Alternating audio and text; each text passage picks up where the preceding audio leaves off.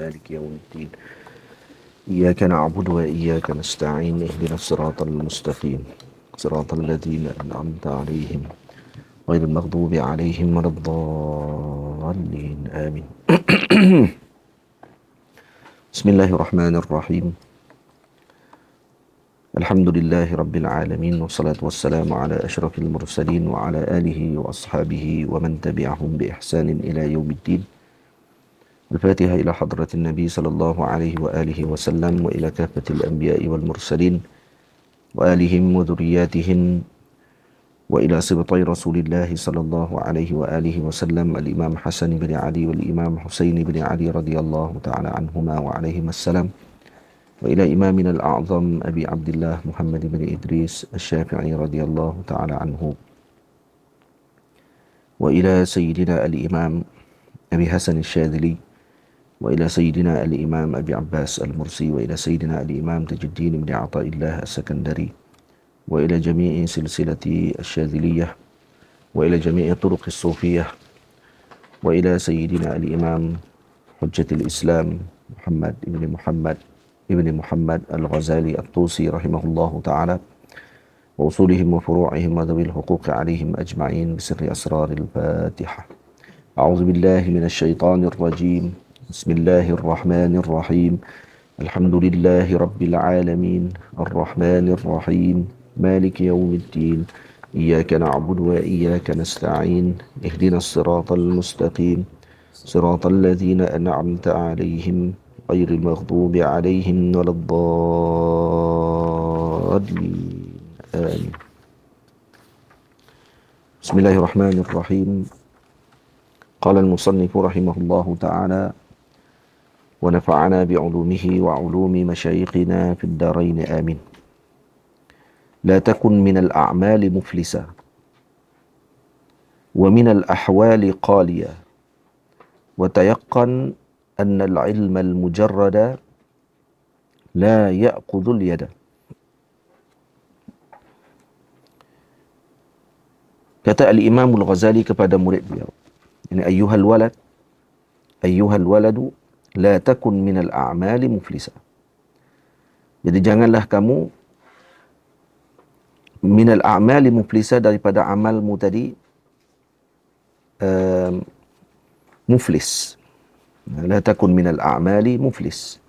Yani ilmumu banyak tetapi amalmu sedikit. Maksudnya, yani amal dengan ilmu zahir yang telah kamu tuntut tadi sedikit. Wa minal ahwali qaliya. Dengan maksud wala takun minal ahwali qaliya, iaitu dengan makna jangan juga kamu kosong daripada ilmu batin. Seolah-olah Al-Imam Al-Ghazali radhiyallahu anhu ingin menyebutkan ijtahid an tajma'a bainal a'mali adh-dhahirah wal asraril batinah. Seolah-olah Imam ingin menyebutkan bersungguh-sungguhlah kamu untuk mengumpulkan antara amal zahir dengan asrar batin, rahsia-rahsia dalaman, kai tajma'u bainal haqiqati was syariah, untuk kamu gabungkan antara syariah dengan haqiqah. Jadi disuruh oleh Imam Al-Ghazali dalam bahasan ini untuk seorang murid tersebut tidak hanya berpada dengan ilmu zahir sahaja, tapi meninggalkan ilmu islahil batin, ilmu untuk memperbaiki batinnya, sehingga batinnya menjadi bersih dan bersedia untuk menerima ilmu yang lebih luas daripada apa yang dilihat dengan tulisan-tulisan yang ada dalam kitab. Wa tayaqqan anna al-ilma al-mujarrada la ya'khudhu al-yada. Maknanya, dan yakinlah bahawa sesungguhnya ilmu mujarrad, yakni mujarrad anil amal, yakni ilmu yang tidak ada padanya amal dan pembersihan pada jiwa, la ya'khudhul yada, ay la yunji sahibahu minal maqabif. Maksudnya dia tidak akan mampu menyelamatkan sahibul ilm tadi daripada ketakutan. Wala yusiluhu ilal ma'aribi wal matalib, dan dia tidak akan menyampaikan kepada tujuan, yakni kepada Allah Azza wa Jalla. Misalnya seperti apa? Lau kana ala rajulin fi barriyatin asyratu asyafin hindiyatin ma'a aslihatin ukhra. Misalnya adalah seperti seorang yang mempunyai seorang tokoh atau seorang panglima yang duduk di dalam hutan, kemudian mempunyai 10 pedang Hindi. Ini dengan misal kepada mungkin tajam ataupun kekuatan.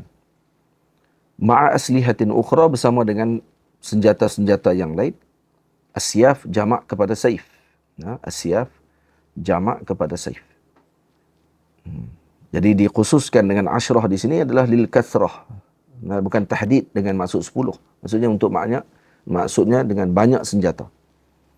Itu maksud. Wa kana ar-rajulu syuja'an wa ahla harbin, dan orang ini orang yang sangat berani dan kemudian panglima. Ahla harbin maksudnya panglima. Fahamala alaihi asadun mahibun.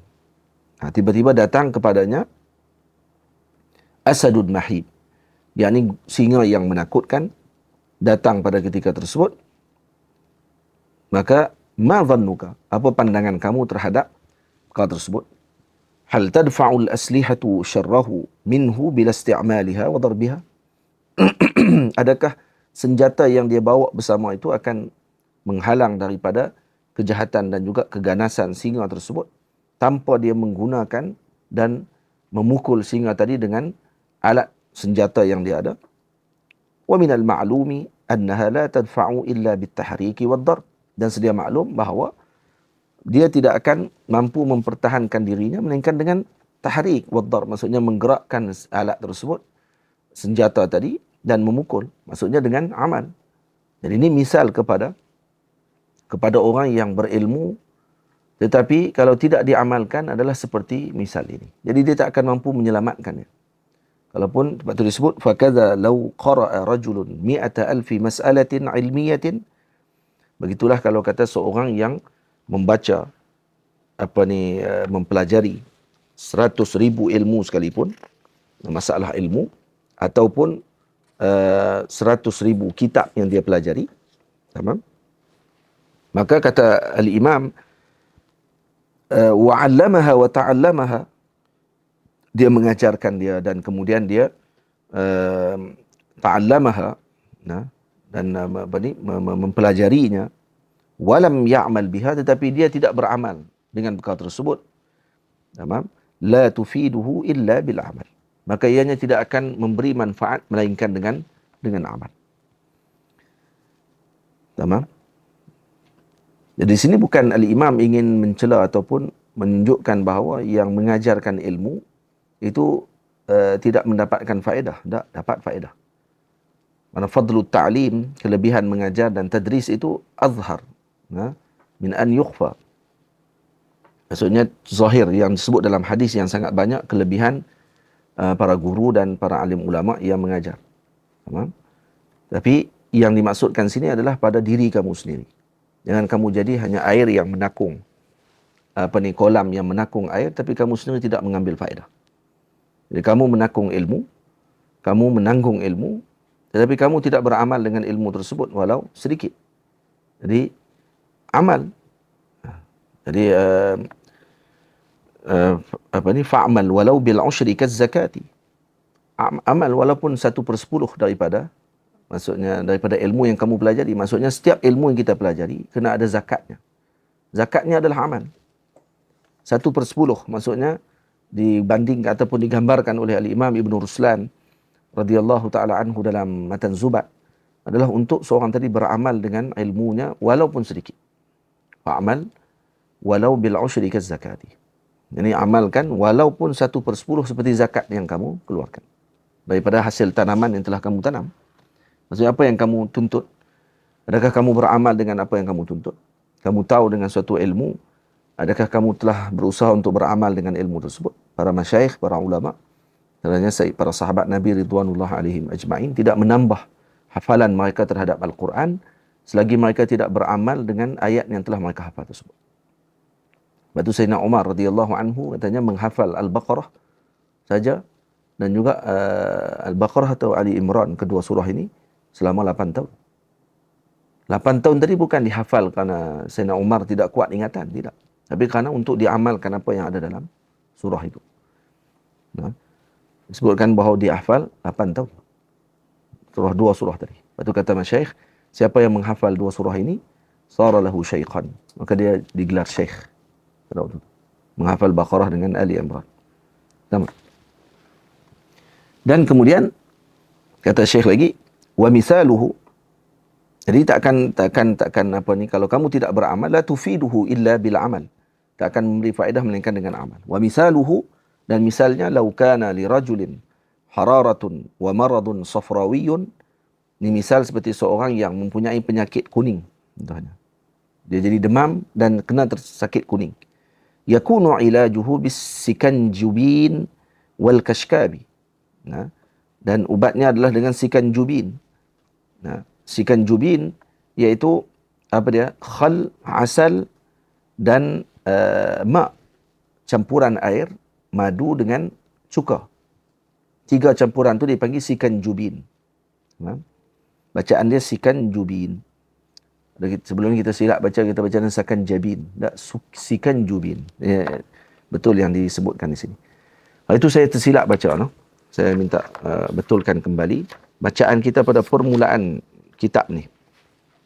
Nah, dalam kitab ni kita baca apa ni, Allahumma salli ala Sayyidina Muhammad, pada muqaddimah bagi kitab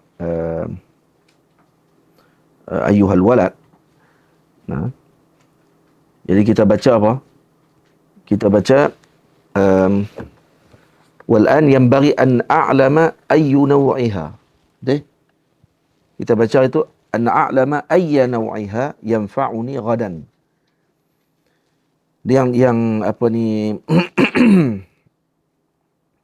yang tepatnya adalah apa yang diletak dalam kitab ni. Ayyu naw'iha. Mana i'rabnya mubtada. Ha? An a'lama ayyu naw'iha. Dia ada juga yang i'rabnya kepada sadda masadda maf'ulai ilm. Nah, jadi contoh dalam surah Kahfi, Allah Ta'ala firman, lina'lama ayyul hizbaini ahsa lima labithu amada. Lina'lama ayyul hizbain. Ada ayat ni, ada seorang saudara kita telah betulkan, dan dia apa ni, menegur dengan penuh adab. Jadi saya ucap terima kasih banyak kepada beliau. Jadi yang betulnya apa yang ditulis dalam Darul Minhaj. Tamam? Yang ditulis dalam Darul Minhaj ni tepat, dan jazakumullah kepada yang beri perhatian terhadap pengajian ini. Wal an yanbaghi an a'lama ayyu naw'iha yanfa'uni ghadan. Surah Al-Kahfi ayat berapa tu? Ayat berapa? Cuba buka dalam tu, Zahid, apa ni, mana i'rab Al-Quran? Ada i'rab Syekh Hasan Osman? Ada? Warna biru tu? Cuba tengok juzuk yang surah Kahfi, tengok. Lina'lama ayyul hizbaini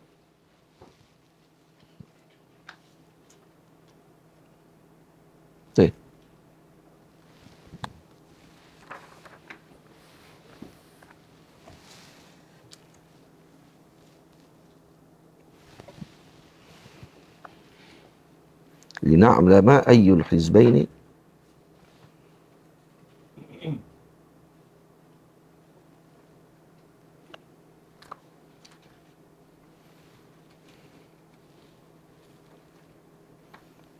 ayat 12. Jauh sangat tu, Azim. Ayat 12. Summa ba'asnahum lina'lama ayyul hizbaini ahsa lima labithu amada. Ayat 12. Surah Al-Kahfi ada. Surah Al-Kahfi juzuk 15 kan.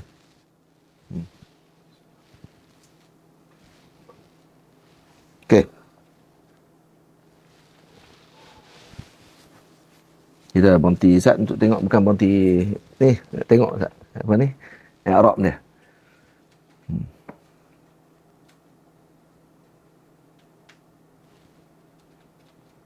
Ada mana? Ada 539.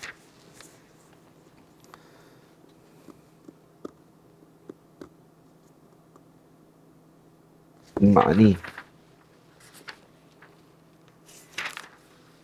al-i'rab. ثم بعثناهم لنعلم أي الحزبين أحصى لما لبثوا أمدا. أي اسم استفهام مبتدأ. اسم استفهام مبتدأ مرفوع وعلامة رفعه ضمة ظاهرة، الضمة الظاهرة على آخره، وأي مضاف. لنعلم أي. تمام. Jadi lina'lama al-lam harfu ta'lil wa jar mabni 'ala al-kasri la mahalla lahu min al-i'rab, wa na'lam fi'lun mudhari' mansub bi an mudmarah jawazan ba'da lam at-ta'lil wa alamatu nasbihi al-fathatu zahiratu 'ala akhirih wa fa'iluhu dhamir mustatir fihi wujuban taqdiruhu nahnu lit-ta'zim wal masdar muawwal min an mudmarah wal fi'l mudhari' na'lam fi mahalli jarrin bil lam wal jar wal majrur muta'alliqan bi fi'li qablahuma بعثناهم. أي اسم استفهام مبتدأ مرفوع. تمام.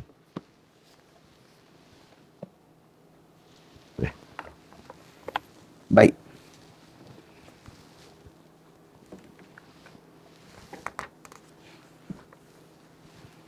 Dan kemudian ada kata Syekh, wa mithaluhu law kana li rajulin hararatun wa maradun safrawiyun. Nah, seperti seorang lelaki yang punya sakit demam dan kena penyakit kuning, yakunu ilajuhu bisikanjubin wal kashkabi. Cuka yang elok ni cuka apple kan, cuka kurma dan seumpamanya ada jual di kedai-kedai Arab. Di sini pun ada di Istaghfar apa semua tu. Ada jual apa ni, cuka-cuka itu, cuka tu dicampur sikit, kemudian dimasukkan madu, kemudian dimasukkan air. Kalau cara untuk minum madu dengan air untuk badan yang panas nak bagi sejuk, madu ni sifat dia panas, dan air ni sifatnya sejuk. Jadi kalau nak menyejukkan benda yang panas, maka masukkan madu dulu, masukkan air kemudian. Madu dulu, kemudian tuang air di atas madu. Ini untuk sejuk. Tapi badan yang sejuk untuk bagi jadi panas, untuk badan panas jadi sejuk. Untuk badan sejuk jadi panas, pula kita dah terlalu sejuk nak bagi panas. Maka air dulu, baru masukkan madu. Ini petua orang tua-tua lah. Petua orang tua-tua. Yang saya dengar ni daripada Tuan Guru Dr. Aziz Hanafi rahimahullah. Yang saya ingat kita lah, dia sebut kalau kata nak bagi badan yang panas jadi sejuk, maka dituangkan air panas nak jadi sejuk kan? Panas nak jadi sejuk, madu dulu, tuang air kemudian. Jadi macam madu panas, dituang air untuk jadi sejuk. Macam tu. Jadi madu tu macam badan kita lah. Kalau nak sejuk, daripada badan sejuk nak jadi panas pula, air, kemudian dituangkan madu di atas dia. Masukkan 1 ataupun 2 sudu madu, kemudian dikacaukan, dan kemudian minum. Kemudian kashkab. Kashkab apa dia? Kashkab adalah asirus syair. Apa ni, jus ataupun air bali. Air bali. Yang digabung dengan gula. Dan ataupun eloknya gabung dengan madu. Gabung dengan madu. Kalau gula sekarang ni tak sama macam gula zaman dulu. Gula zaman sekarang ni gula sintetik dan seumpamanya ni jadi penyakit pula. Jadi ganti dengan madu. Jadi kemudian dikacau dan kemudian minum. Kerana ni sesuai untuk penyakit tersebut. Jadi kalau orang ni ada sakit macam ni, kalau kata dia tahu ubat tadi, tapi dia tak pernah minum, agak-agak akan dapat ada hasil dia. Dapat hasil apa? Fala yahsulul bur'u illa biisti'malihima. Tak akan mendapatkan kesembuhan melainkan dengan menggunakan kedua ubat tadi. Ini kata akhzul bil asbab. Yang tulis kitab ni Imam Ghazali. Jangan duk kata kita ajar reti tauhid. Ada yang bagi sembuh Allah bukan ubat tu. Tengok siapa tulis kitab ni. Imam Ghazali tulis ni. Imam Ghazali alim besar dalam ilmu tauhid lebih daripada kita ni. Jadi yang dia tulis ni adalah untuk dengan makna mengambil sebab yang menyembuhkan Allah Azza wa Jal. Tapi itu mengambil sebab. Tamam? Jadi laksanakan, dan itu salah satu petua. Jadi kitab ni walaupun Al-Imam Al-Ghazali menulis sebagai saranan kepada bentuk akhirat, tapi Imam Al-Ghazali memberi contoh dengan saranan bentuk dunia. Untuk bagi kita ni tidak meninggalkan salah satu daripada bentuk tersebut. Untuk mendekatkan diri kepada Allah, kedua-dua jalan tadi diperlukan. Dan kemudian disebut dalam satu syair. Ada satu syair yang disebutkan oleh dalam bahasa Parsi. Iaitu maksud dia disebut karmai du hizari ratlun bernimai tamai nakhuri nabashadat shidai. Ada tu. Ada tak syair tu? Awak tak ada pula apa ni Hafiz. Ada di taklid bawah. Oh, dia tak ada di atas. Dia terus letak terjemahan. Dia tak letak di atas, dekat no, tak letak. Dalam kitab yang asalnya ada. No? Betulnya dia letak yang Parsi tu, bawah tu baru letak taklid. Balik itu. Jadi apa makna kai karmai du hizari ratlun bernimai, bernimai, no? Ada nya tu. Tamai nakhuri nabashadat shidai. Apa maksud dia? Maknanya lau kathura indaka al-khamru la tuskiruka ma lam tashrabha.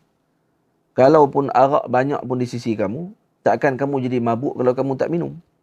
Nah, dia kata fakadzalika wa in kathura ilmuka la yanfa'uka ma lam ta'mal bihi. Itu juga kalau kata banyaknya ilmu kamu tapi kamu tidak memanfaatkan ilmu tersebut, maka tidak berfaedah apapun ilmu tersebut. Boleh faham? Betul ini lau afraghta alfai ritlin qamra. Betul disebut karmai du hizari ratlun. Apa makna lebih lengkap lagi? Lau afraghta alfai ritlin qamra fil ku'usi wal aqdahi. Nah, maksud kalau kamu tuangkan arak 2000 liter sekalipun, 2000 ritlun sekalipun khamr ataupun arak tadi ke dalam cawan-cawan dan juga bekas-bekas, la takunu sakrana wa majnunan ma lam tashrabuhu. Kamu tak akan jadi mabuk lagi mana kamu tidak minumnya. Faham? Jadi makna nak beritahu ini sebagai misal kepada kalau hanya mengumpulkan sahaja tapi tidak mengamalkan, maka itu tidak ada faedah. Boleh? Kumpul kitab saja tapi tak beramai dengan apa yang ada dalam kitab. Ada orang tua-tua kita, kitab tak banyak. 1-2 kitab saja tapi kitab amalan dan mereka sampai kepada Allah. Jadi wali min awliya'illahi ta'ala. Dan jadi luar biasa keilmuan mereka disebabkan kerana apa ni amalan yang telah mereka lakukan. Ada orang yang jutaan kitab dia ada, tapi tetap macam tu juga keadaannya. Jadi kena ada amal. Walau qara'tal ilma 100 sanah.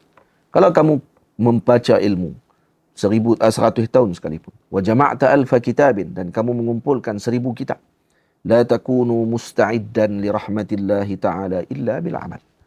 Kamu tidak dikira bersedia untuk mendapatkan rahmat Allah melainkan dengan amal. Kama qala Allah Ta'ala, seperti Allah Ta'ala berfirman, wa an laysa lil insani illa ma sa'a. Jadi tak ada melainkan amal dengan apa yang mereka jalankan. Nah, maka itu yang dimaksudkan dengan amal. Maksudnya kita nak sa'yun ila Allah. Amal kepada lillahi ta'ala, kepada Allah Azza wa Jalla. Jadi sebab tu kena beramal, dan kerana amal tadilah yang akan menyebabkan seorang tadi diberikan kedudukan di sisi Allah Azza wa Jalla. Jadi kemudian disebut, kata kita di sini ada dalam syarah bagi kitab ini oleh Al-Imam siapa pengarang syarahan ni? Al-Imam Muhammad Al-Qadimi Abu Sa'id Muhammad bin Mustafa rahimahullahu ta'ala, salah seorang ulama daripada Turki Utsmaniyah kalau tak salah, yang wafat pada tahun 1176 Hijriah. Apa kata beliau? Fa in qila, kalau dikatakan innal mafhuma mimma dzukira anna al-ilma bila amalin wa ibadatin laysa lahu fadlun wa manfa'atun bal ziyadatu madarrah. Jadi mafhum daripada apa yang dibincang oleh al-Imam di sini bahawa ilmu tanpa amal dan ibadah ini tidak ada fadilah apa, dan tak ada manfaat apa, bahkan dia akan menambahkan lagi mudarat. Tamam. Wal mafhum min ba'dil athari fadlul alim 'ala al-'abid. Jadi mafhum pula sebahagian hadis yang disebut oleh Nabi SAW kelebihan alim kepada abid ke atas abid. Dalam hadis Nabi sebut fadlul alimi 'ala al-'abidi ka fadli 'ala adnakum. Kelebihan alim ke atas abid, itu seperti kelebihanku dibandingkan dengan yang paling rendah di kalangan para sahabat. Jadi apa makna dia, kata Imam Qadimi? La'alla al-ma'na fadlu man ubida atau man abada ma'al ilmi ala man ya'budu bila ilmin. Jadi mungkin di sini dengan makna fadlul alim, di sini alim abid maksudnya. Bukan abid sahaja. Karena Nabi SAW samakan dengan Nabi. Kafadli ala adnakum. Dan Nabi adalah a'badun nas. Betul? Nabi adalah manusia yang paling abid kepada Allah Azza wa Jalla. Yang paling takut kepada Allah. Jadi bila hadis dalam Quran Allah Ta'ala sebut, innama yakhshallaha min ibadihil ulama'u. Ulama' di sini dengan makna apa? Bukan ilmu mujarrad. Nah, ilmu wal amal. Kalau itu disebut, fas'alu ahla dzikri in kuntum la ta'lamun. Allah Ta'ala tak sebut, fas'alu ahla ilmi. Tak sebut fas'alu ahla dzikri. Kenapa disebut ahla dzikri? Karena ahlu dzikri adalah ahlul amal. Mereka bukan ahli ilm sahaja, tapi mereka ahli zikir. Bighaddin nazar daripada asbabun nuzul. Asbabun nuzul berkata ni ayat ni turun kepada Bani Israel, kepada Yahudi. Dan tu dalil kata, ya kalaupun turun kepada ulama Bani Israel, kenapa disuruh tanya kepada mereka fas'alu ahla dzikri? Kenapa digelar mereka ahlu zikir? Karena mereka ahli amal. Termasuk ahli zikir daripada ulama-ulama daripada Yahudi adalah Sayyidina Abdullah bin Salam.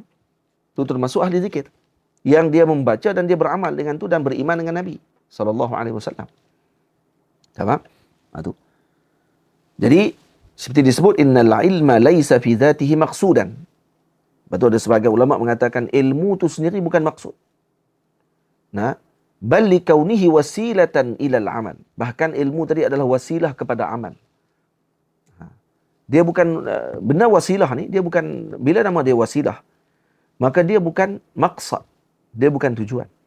Tujuan utama adalah untuk amal. Nah tu kalau orang ni jadikan wasilah tadi sebagai maksad, maka dia silap. Nah. Jadi dia datang mengaji dengan para guru, para alim ulama, bukan untuk dia beramal, bukan untuk dia mendapatkan nasihat, bukan dia untuk mendapatkan bimbingan. Maka itu seperti kita menyerahkan pedang kepada perompak yang nanti dia akan merompak orang pula nanti.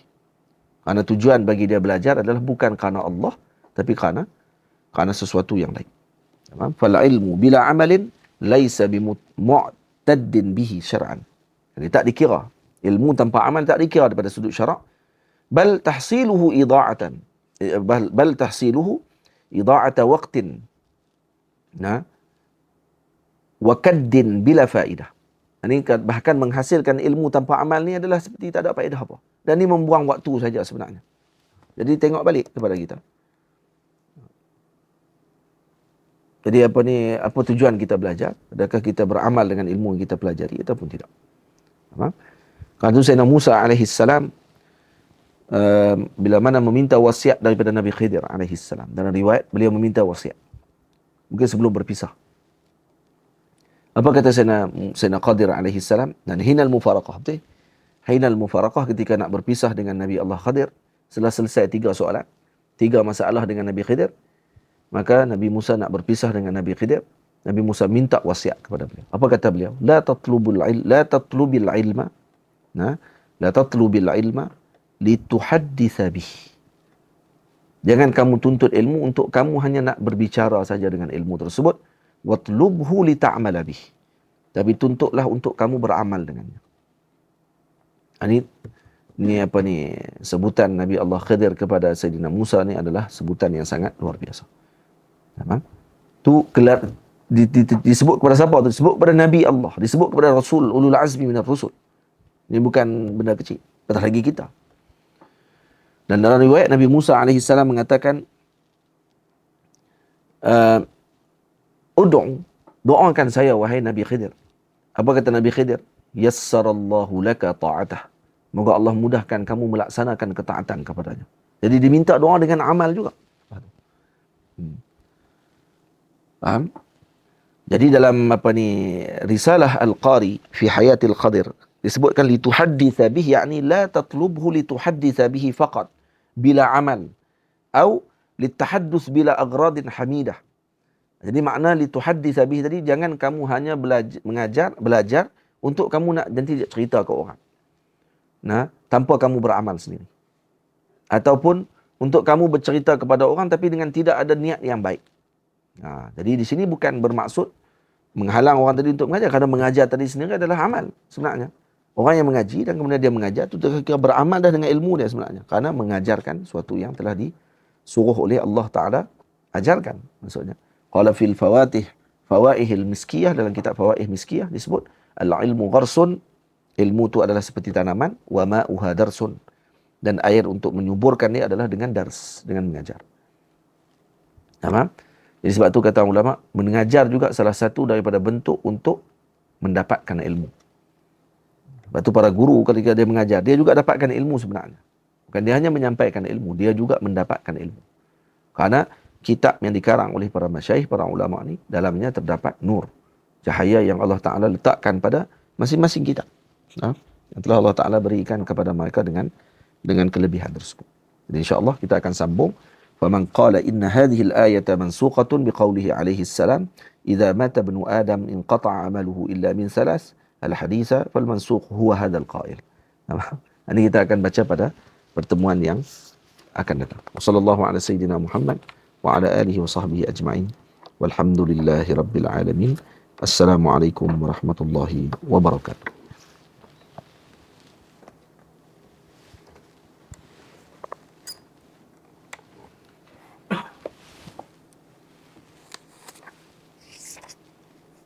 Malam ni insya-Allah ada